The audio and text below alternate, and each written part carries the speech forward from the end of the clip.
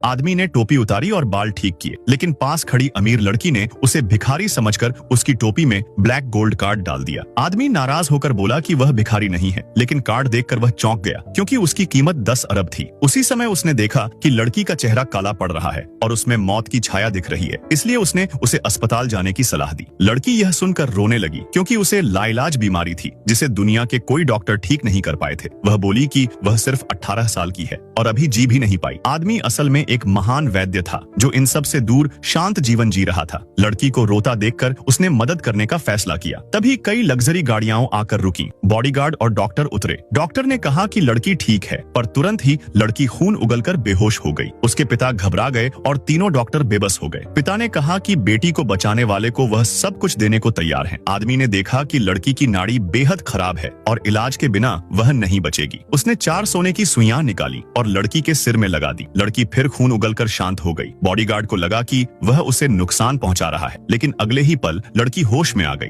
और बोली कि उसे बहुत हल्का लग रहा है। डॉक्टरों ने जांच की तो उसकी नाड़ी सामान्य थी। आदमी वहां से वापस अपने सफाई वाले काम पर लौट गया। थोड़ी देर बाद उसकी मंगेतर अपने नए मंगेतर के साथ आई। वह रिश्ता तोड़ने आई थी क्योंकि आदमी के पिता ने कंपनी दूसरे आदमी को दे दी थी और अब वह बेरोजगार होने वाला था। उसने एक चेक फेंक कर कहा कि चाहे जितना भर ले। उसने अपनी महंगी घड़ी दिखाकर उसका मजाक उड़ाया और कहा कि वह सिर्फ पत्थर जैसे बेकार तोहफे देता है। वह पत्थर उसने सबके सामने तोड़ दिया, लेकिन टूटते ही सामने आया कि वह बेहद कीमती धातु वाला पत्थर था और एक झटके में हजारों करोड़ का नुकसान हो गया।